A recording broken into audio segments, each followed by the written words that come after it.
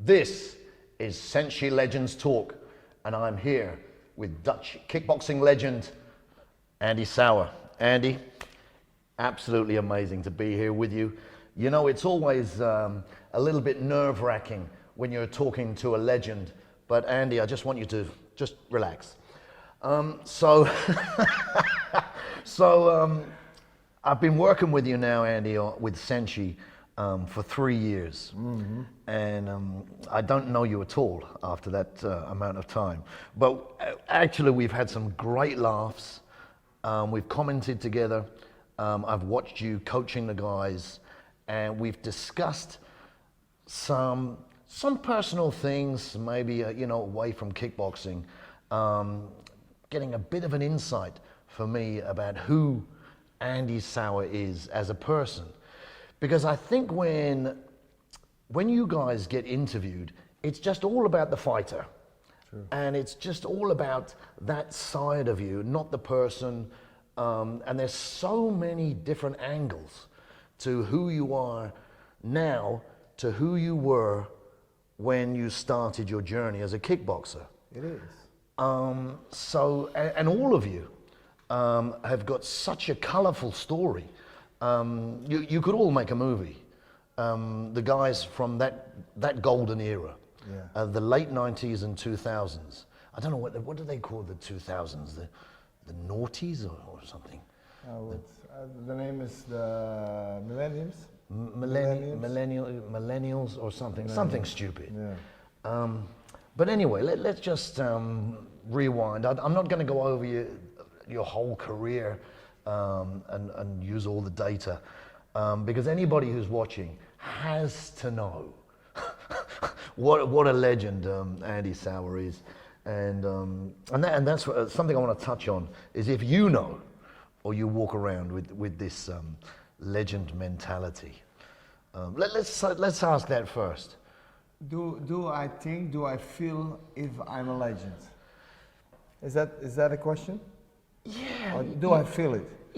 I know I did some great I know it. I know that I did some great things. Yeah, that's a good question, because I know it, but I don't feel it. You know the difference between the heart and the head?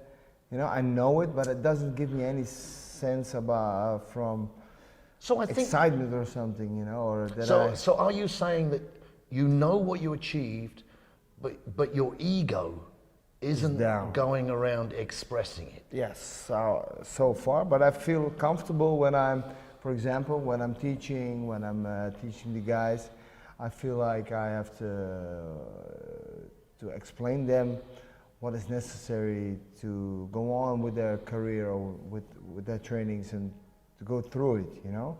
It's kind of, I wouldn't say a father role though, because that's the wrong saying. But it feels more like, okay, what I've done is special. On the other side, I'm still a human being. I'm a different guy. The fighter in the time is a way different guy right now. And also, compared to when I was a fighter, you know, I was always living in two different worlds. You know, yeah. A fighter, and besides that, I became a father really young. I married my wife really young. Had a lot of friends, too many friends to be honest. And we've spoken about this. I made fun, you know, because that section, that world of fighting was a lot of stress, was a lot of excitement, pressure, and the other world was trying to relax more and actually, more. And you were very young when you started fighting, yeah, and earning money, yeah, which was a crazy time, yeah, mentally for you. But I think what you're saying there about talking to the guys, you know what you did, but you don't walk around, you know, trying to be flashy. It's a little bit like a soldier who's been to war and experienced war and comes back and trains the new soldiers, the recruits. So you've been there, you've experienced it, you've been in the trenches, you've been under fire, and then you can pass that experience on. If you accumulate that in that sense, yeah, I feel like that. So there's no like let me be on the spotlights. I don't go to TVs or I don't get interviewed that much.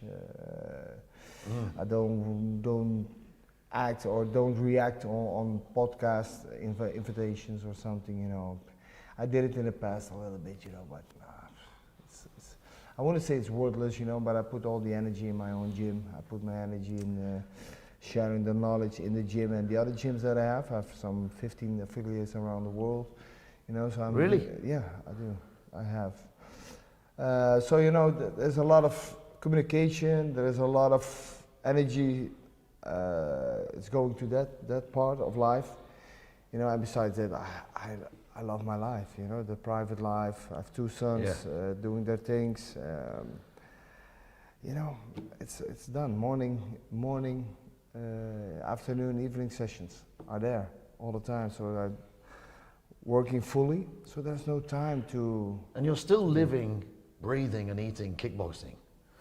Yes, I do. You know, that another thing that I do, I forgot to mention, is that I work 2 days a week. I work with guys who are still in jail or can go out jail to have certain trainings, not only the martial arts, but also a few more physically, but also mentally, and some. You know, with these guys I'm working right now, that gives me a lot of energy.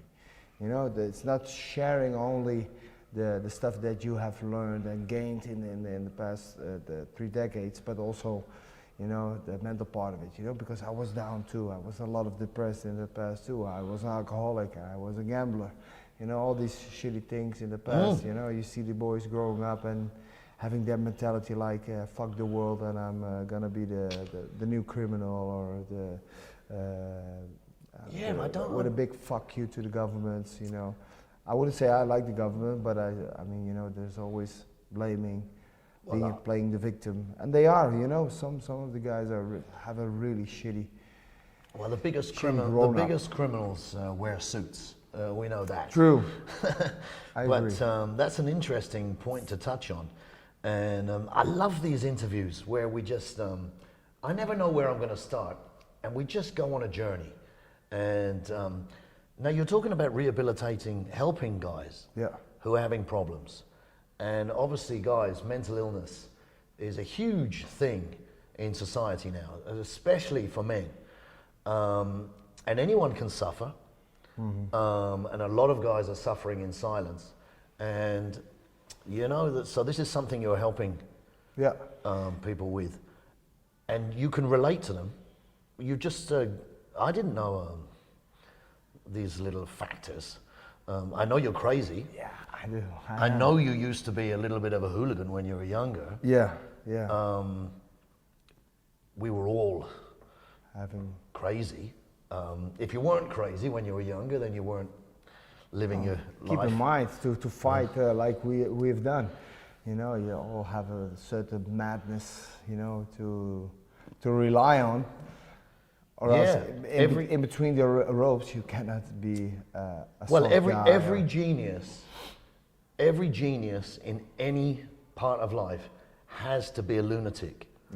In some way. Somewhere. Yeah. So to be at the top level, whoever you are, there has to be a spark of insanity.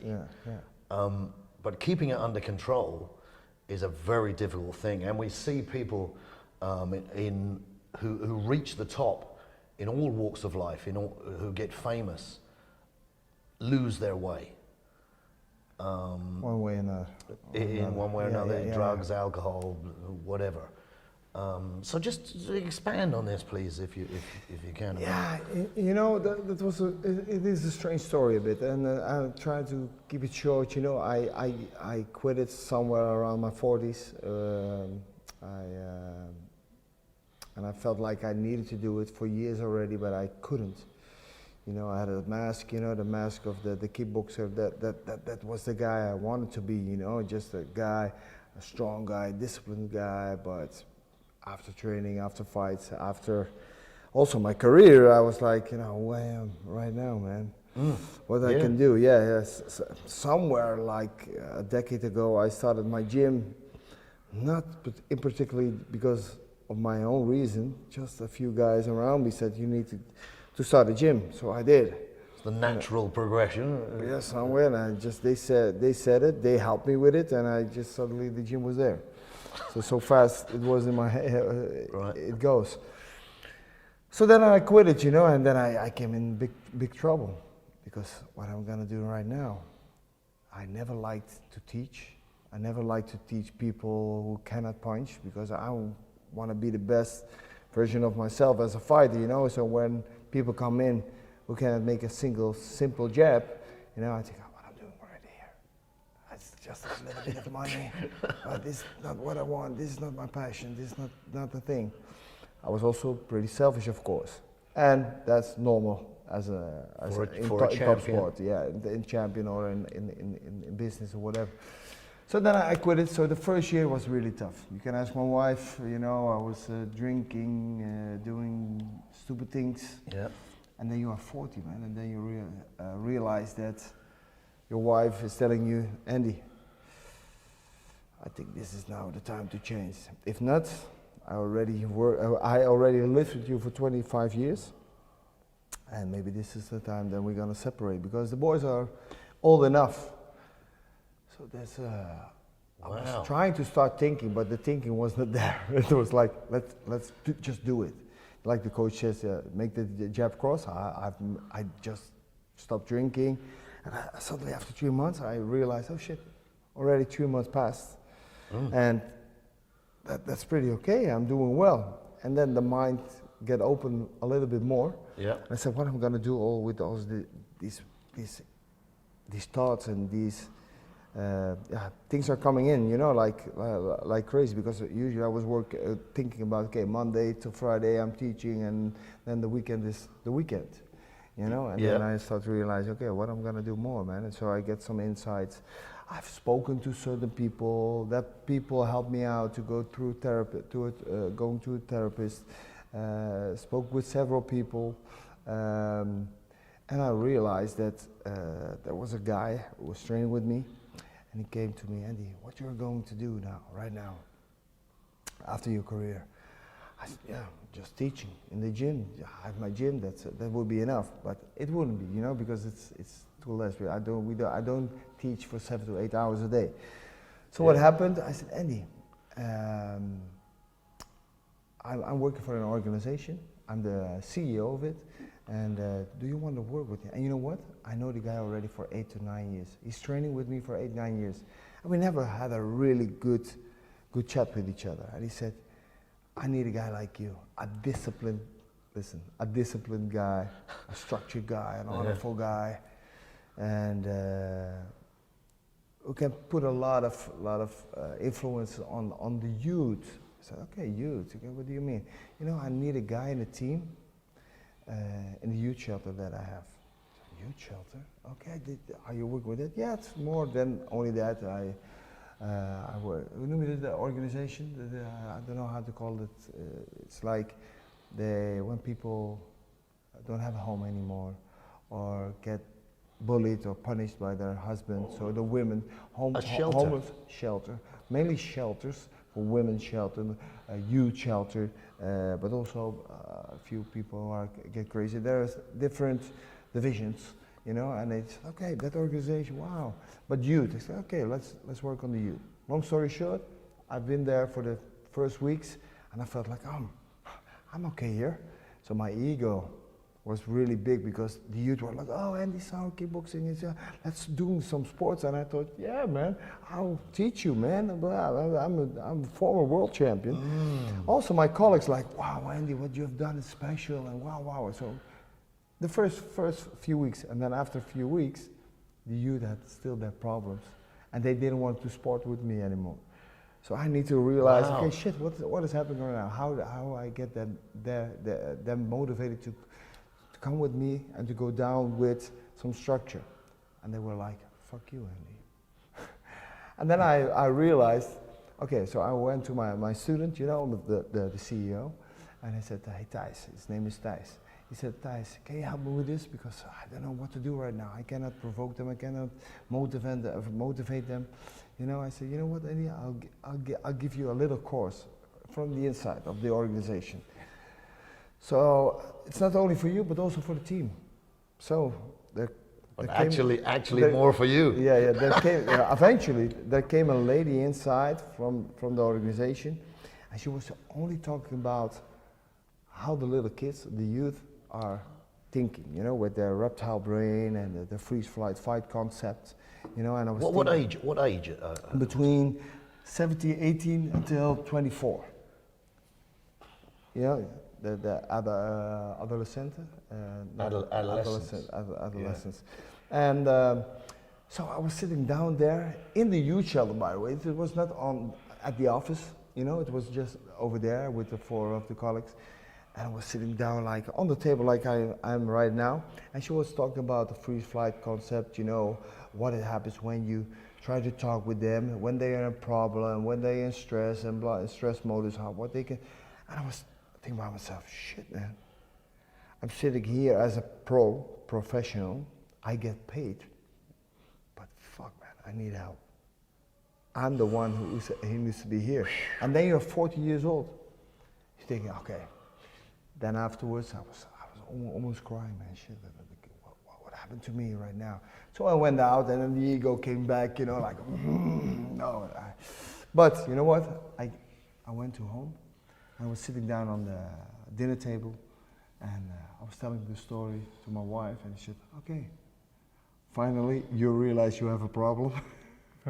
Wow. I said, I do think that. And then it started to go to talk with people, and then I went to the therapist, and then I did a psychedelic trip where I changed a lot, and since then it felt like, man, this is... I'm finally the guy who I want to be. And you're still not normal. No, still, because the craziness is still there. Man, I mean, this is amazing, and it's resonating with me. I'm a nobody. Compared. No, but we have all, because I'm a nobody too, I'm just, in 30 years we're gone, and maybe they will remember me for 50 years on YouTube or whatever, but then it's gone, I'm really nothing. We're just dust. Yeah, we are just dust. Eventually we came here and we're gonna go. It's for me, it's not a problem. That's why I put my ego always down, because I'm not more than you, because when we shit, we have the same color inside, so. But I probably can do more press-ups than you. I don't. No, that's good for you, man. Yeah, so. Yeah. You're more bald than me, I still have hair, so that's. But man, I'm being childish, and I think that's probably an example of the issues I've got that I'm trying to avoid. Maybe, you did avoid it. Oh my God! Yeah. Well, that. Face your fears. I can't face my fears. They're destroy me. But that is amazing, and I have to say, this is. We have to follow up on this. Yeah. This is something so worthy, so magnificent that we have to do it. We have to do another interview, another time, and expand on this. But let's. Man, this is twisted my brain, because this is not what we came here to talk about. We all have our problems, and in my case, my colleague up front here, he's in front of me, Albert. This guy, he loves fighting. I love fighting too somehow, but it cost me a lot of shit, because I had some problems in my head. I couldn't handle, and this guy loves to fight. He didn't train for his fight. It was so easy for him. Of course, he probably had some stress and some pressure feelings, as we all have to do, as soldiers who are going to the ring and to fight and to protect our name, to protect our championship or whatever, legacy or whatever, But maybe I had some more difficulties, and I was overthinking too much in many ways. I needed to handle that, because every time drinking and feeling shit and feeling bad, or for gambling all the time, to avoid the problems that I have in my head. But you didn't know at the time. So let's go back. Let's just try and Rewind. Come back to where we are. Just talking about kickboxing, fighting, K1, the two-time K1 Max champion. And who has beat the best on the planet Albert Krauss. Even beat Albert Krauss, who, just so you know, Albert Krauss also beat Andy at one time. It's all about the last fight, right? Huh? But listen, around about 180, 180 fights, and you were young when you started getting money, and we're talking about these mental issues. You didn't know at 18, 19, 20 that you're not aware of any of these things, these problems, and you're thrust into the spotlight. You're fighting in Japan in front of 50,000, 70,000 people.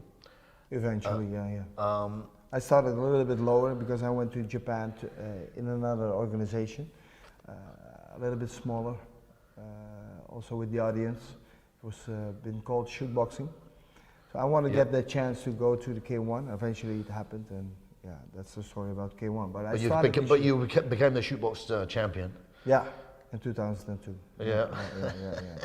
And then progressed to the at the time the big show. Yeah. And I think you won. If I can't remember, 2005 and 7. And 2005, 2007, and I think you were 20 years old. No, so 21. Okay, 21. 21 years of age. We are lying. It is 2005, 2005, and no, 23. Okay. 20. 23. You were 21?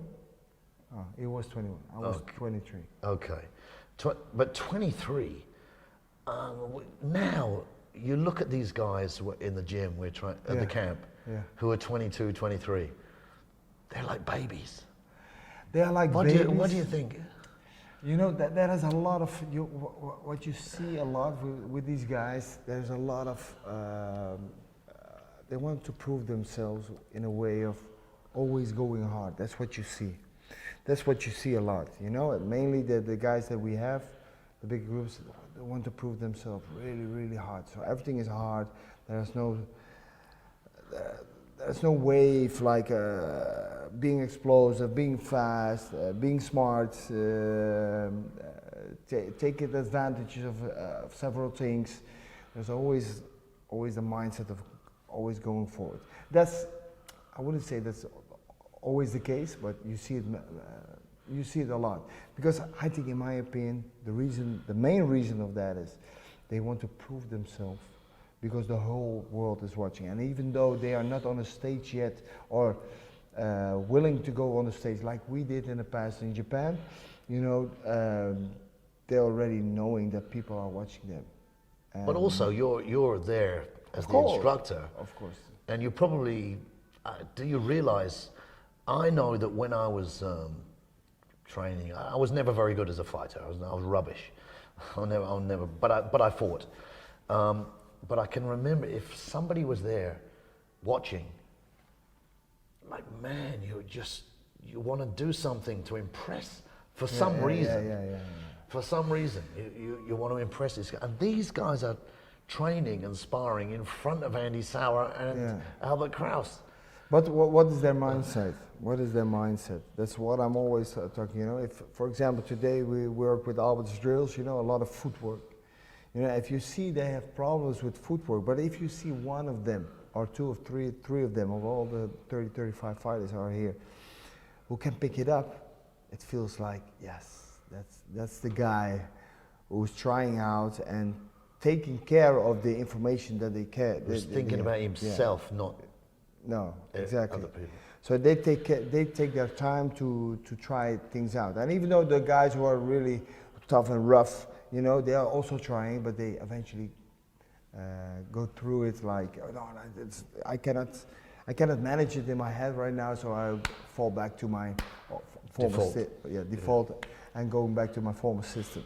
And that's okay, and that's what we are there for, to help them out, to stay calm, don't forget that extra step, don't forget the distance, don't forget the starting up momentum, you know, and all these little details, and there's just a few of them who can reach out to that. So there is a top level, but there's always a Champions League group, but it's always smaller than the big group. So you're looking at the fighters in the gym, at the camp. Now that's interesting what you're saying, that you're seeing who's trying to impress you, who's trying to look flash, look at me, and who's focused on themselves and actually trying to practice what they've just seen. Is their personality or more character maybe? Maybe you see the characters coming. I watched this yesterday, and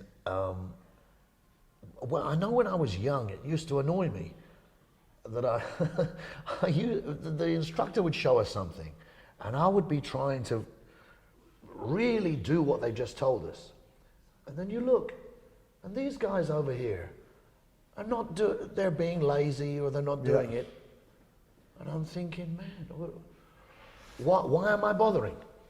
But I was watching. But if you are questioning yourself that, you're the same like them. Yeah. You know. So, but I was always like, I wanted to improve myself, to do good, and also to get a little bit the motivation of my coach. If he said, "Good job, Annie," I felt finally yes, I got that compliment. Now I feel good because of that. So somehow there's more than that. We just talked about my problems. From a childhood, so that's the point also. Now, oof. But that's I don't want to go back to that story again. No, but you've just you've unlocked another door. Yeah, to get that compliment from my coach, that was always also a reason to do well and to copy or to do the exactly amount or exactly techniques, steps to get that one shot or that one. But perfect drill. I'm sorry everyone, but you just unlocked another door, because I've got so many connections with people with issues, and listen, you're one of these guys. Yeah. With issues. With issues, I've got issues, and I can write a book about things, but you don't walk around being a victim. No, to be honest, but sometimes. But as a child, this is the door you just unlocked about your childhood. Now, here's the thing. Did you have a father in your life? I had one until my 18, but he was a tough guy. For me, in my opinion. Meaning? Yeah. That he beat you? Not physically sometimes, but not that rough, that hard. I not get beaten like blue eyes, broken noses, whatever. But discipline. But it was a really tough man. Yeah, and I think with speaking, it was not like normal. So this is a huge factor for. So he didn't talk that much, but when he talked, it was explosive. Okay, so psychologically. Yeah. Was affecting you. Which was shaping you as a young man. Yeah. And listen, this isn't about me, but my father died when I was a baby, and I never realized how much that affects you as a young man, and a huge factor about young men's behavior nowadays. And there's so many families where the single parent families, and a lot of the guys you're probably dealing with issues come from single parent families. Yeah, exactly. Broken families or mother-father relation with some issues. Yeah. Or alcoholism, addictions, all these kind of things. Yeah.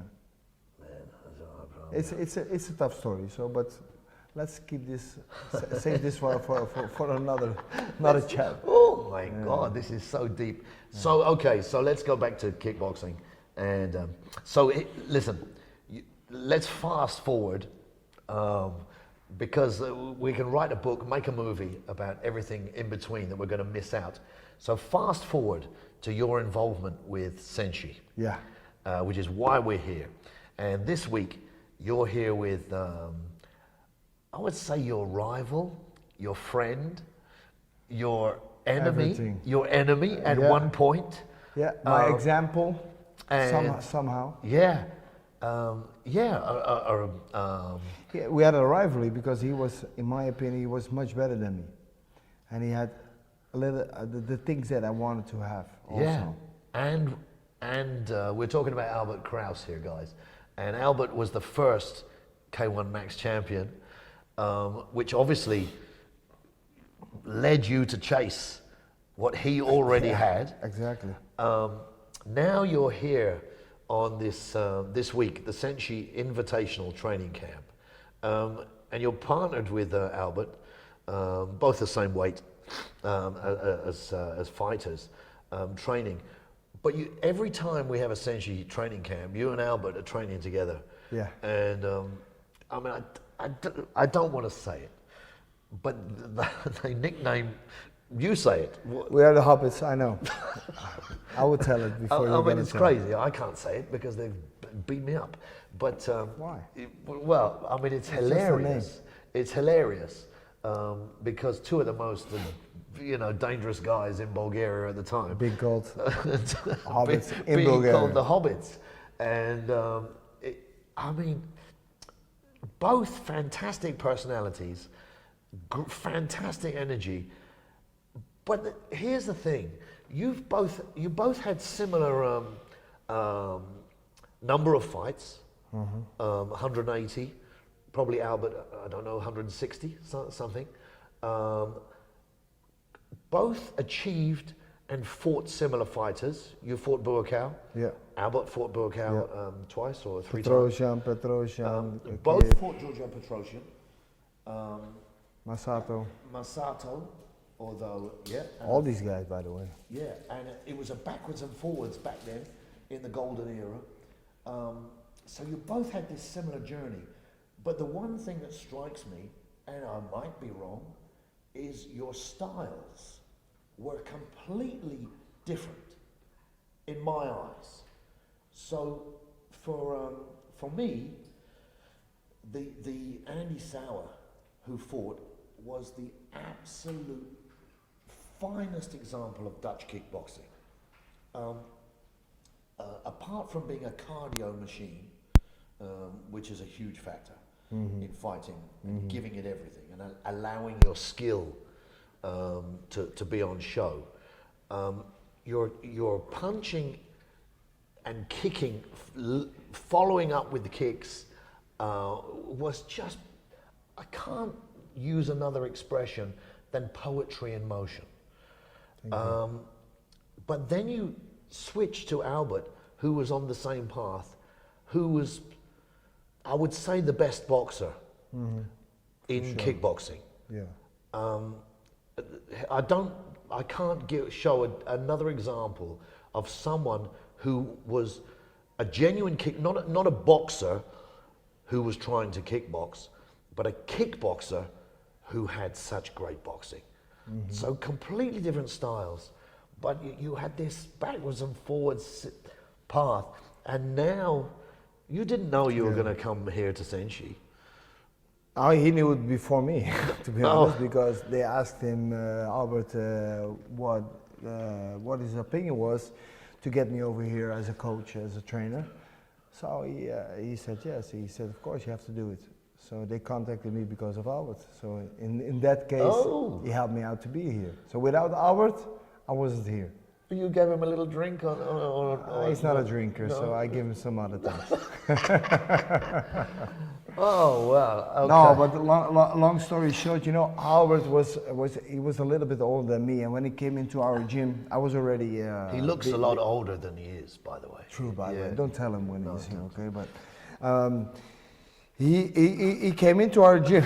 He came into our gym, and he was already a big guy, He looked good, and he came in, and he was a strong, powerful guy, and I was struggling with my own feelings and training. I didn't like kickboxing too much, but because of my dad, I went to kickboxing, and he came in, and I sparred with him the first time. I can't remember, but in overall, that's what I still can remember somehow he was so strong. With him, sparring was not that nice. He pressured me a lot. He kicked my ass a lot. You know, so it was not so nice in my perception, in my opinion. And then later on, he went to Japan. He won the first, and he just went out of our gym, and he won that. You know, and that's what I wanted to. I wanted to go to Japan. So you were training with Albert Yeah. before he won the K1 Max. Yeah. So Wow. eventually he left the gym due to several reasons, and he went to Japan with our coach, our former coach. He still was my coach, but he wasn't his. And he wanted it. Yeah, man, the guy, man, he had everything. You know, he's strong, he's powerful, he looked good, you know, he won the championship belt in Japan. And to be honest, I didn't realize it was so big. Yeah. You know, yeah. because I also was pretty young, so I just fought and I just did what they asked me to do in fights. If my coach said, "And you want to fight? You have to fight in 3 weeks," I said, "Okay." You have to fight next week too. Okay, so 2 fights in 3 weeks. Okay, I will do that. You know, long story short, and then he won it, and then I got the opportunity to go to Japan too. I think in the same year or short after he won, and the coach said, "You know, it isn't K1, it's shoot boxing." And I said, "I don't care. I don't mind. Let's go to Japan." He said, "You know, but it's hands, kicks, knees, like kickboxing, but you also can throw, you can make standing submission and arm bars like this." I said, "We need to train that." He said, "Just tell me what to do and I will do it." Long story short, I won, and I was trying to push the organization, the president of shoot boxing, to get me in K1.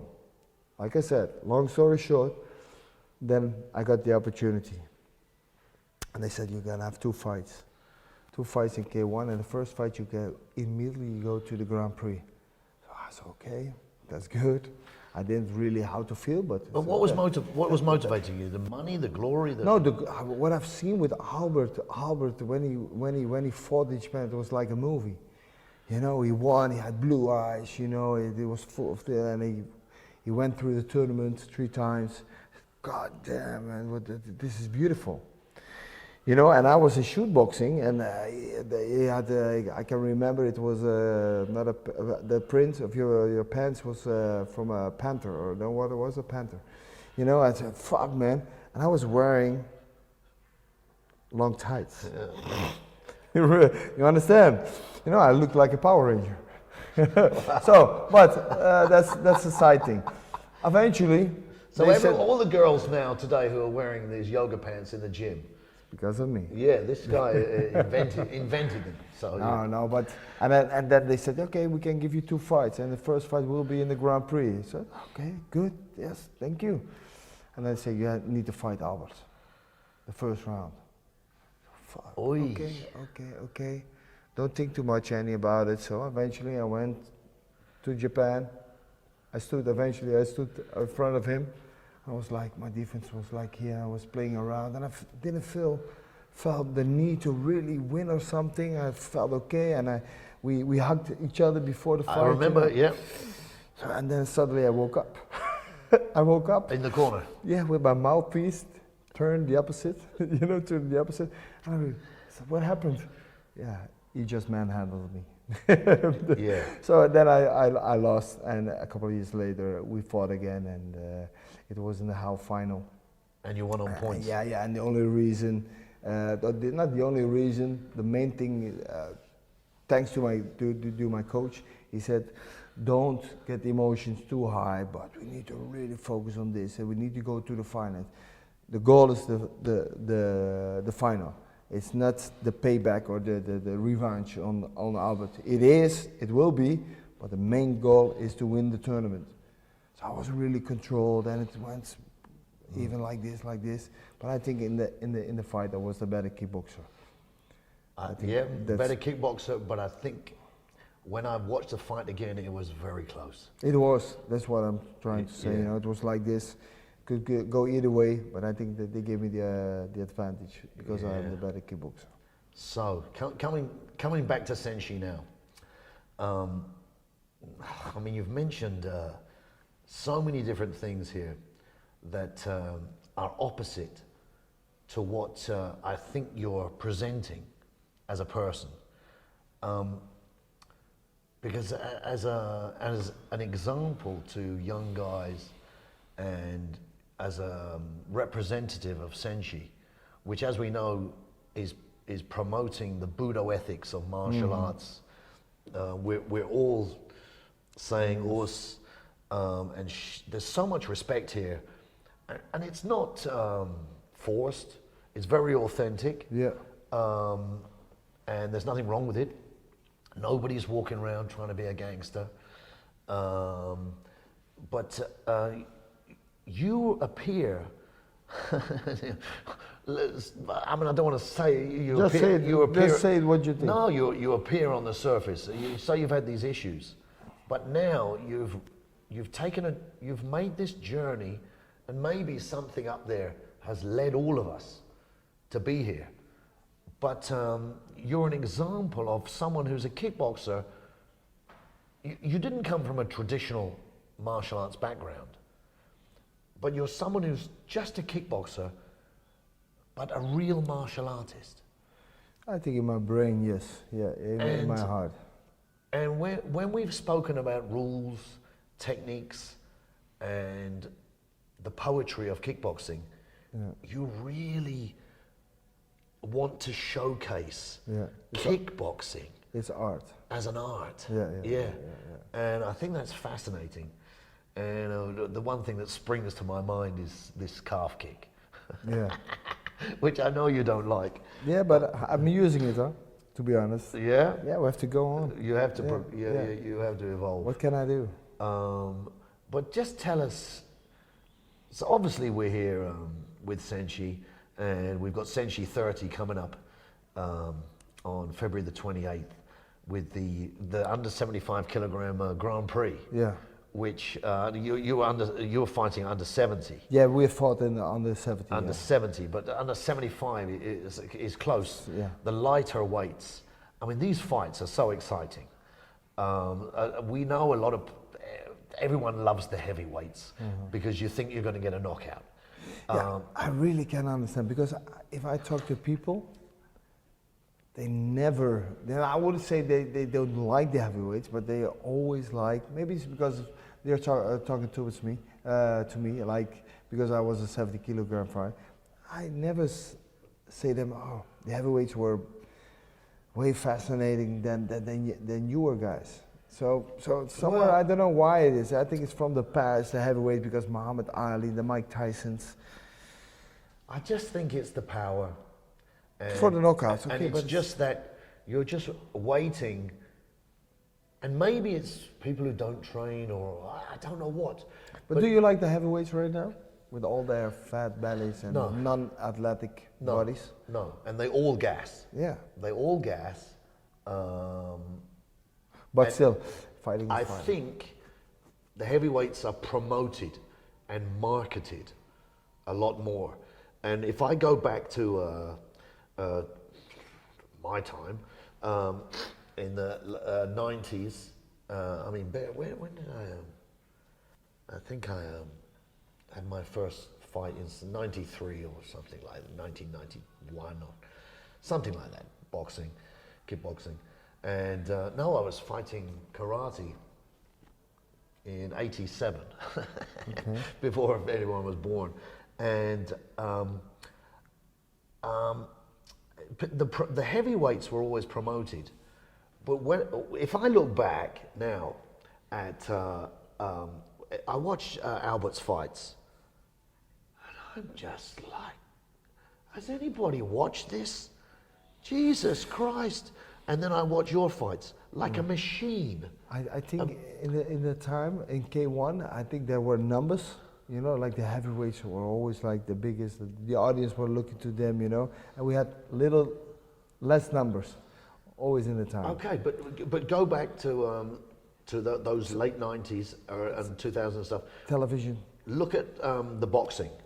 Who were the most exciting fights? And I think we had the British, we had the best fighters from Great Britain, the middleweights, Chris Eubank, Nigel Benn, Joe Kawasaki, okay, Tyson was there, who was a spectacle, but the lighter weights, Nazim Hamid, Yeah, for example.